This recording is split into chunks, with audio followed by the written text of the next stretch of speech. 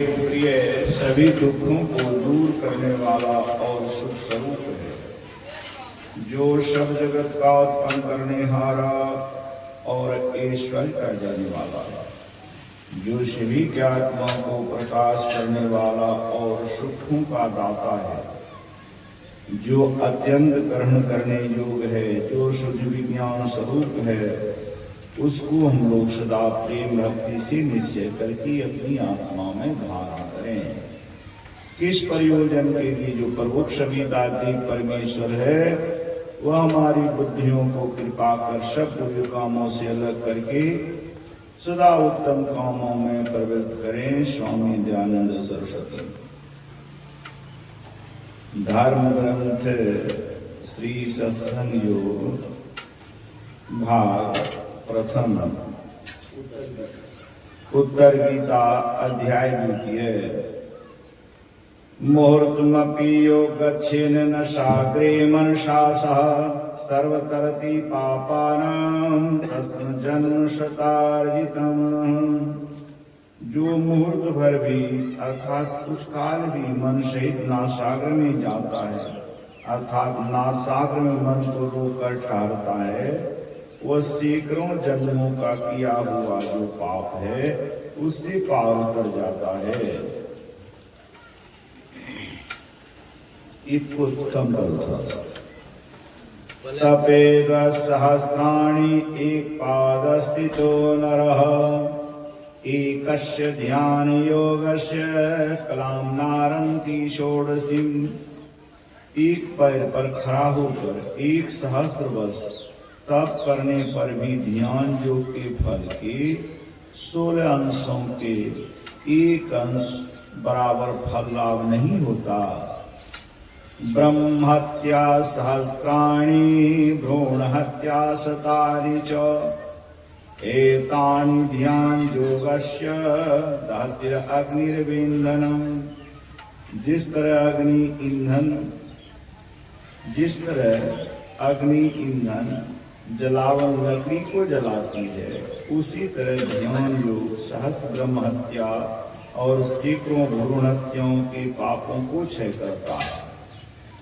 आहार निद्रा मैथुनं च समानमेतत्पशुभिः नरान् ज्ञानं नराणाम् अधिकं विशेषो ज्ञानेन हीनाः पशुभिः समानः।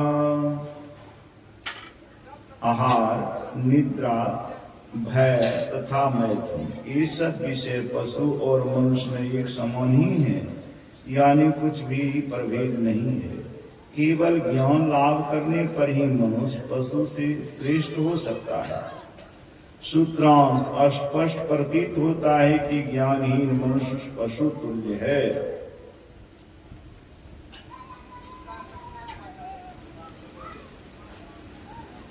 धर्म ग्रंथ श्री सत्संग योग भाग द्वितीय। नीध संत कबीर साहब की वाणी।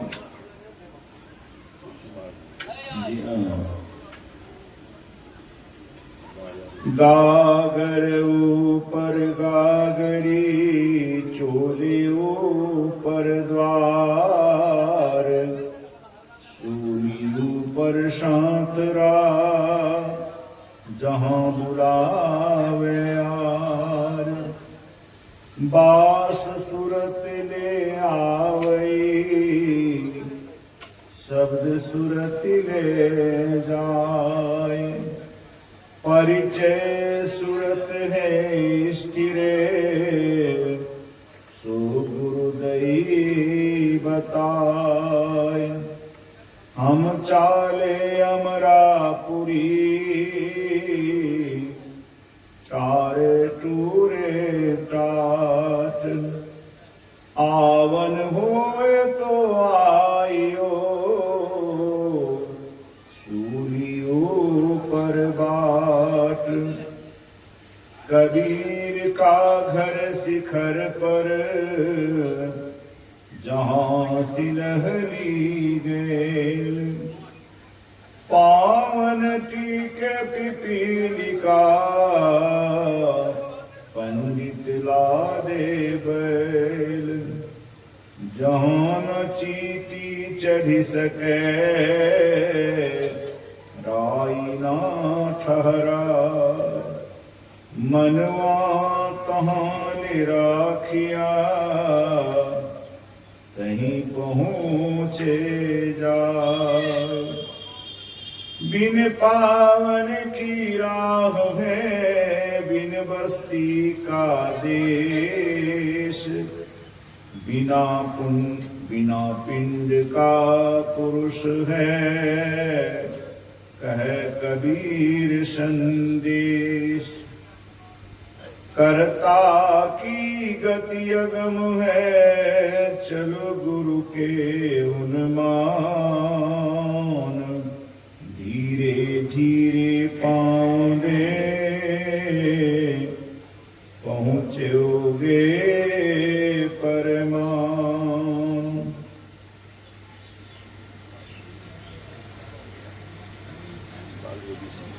जी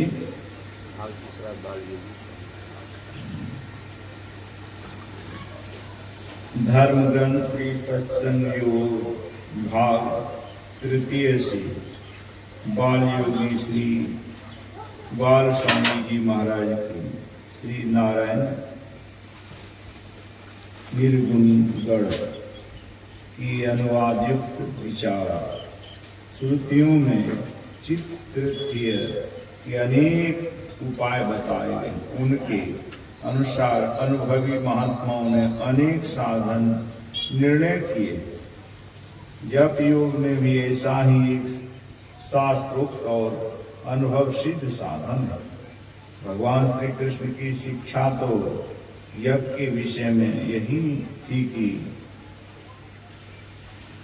श्रेया द्रव्यमान ज्ञान यज्ञ परम तपः, अर्थात द्रव्यमय यज्ञ से ज्ञान यज्ञ श्रेष्ठ है। इन यज्ञों में भी भगवान ने जप योग को ही अपनी विभूति बताया है। गीता के जप योग सबके लिए सुगम है। वैदिक धर्मानुष्ठान का जो कुछ फल है वह इस यज्ञ से प्राप्त हो, यह तो काल कर्म से ही प्राप्त है। इसी जप यज्ञ को जप योग कहते हैं।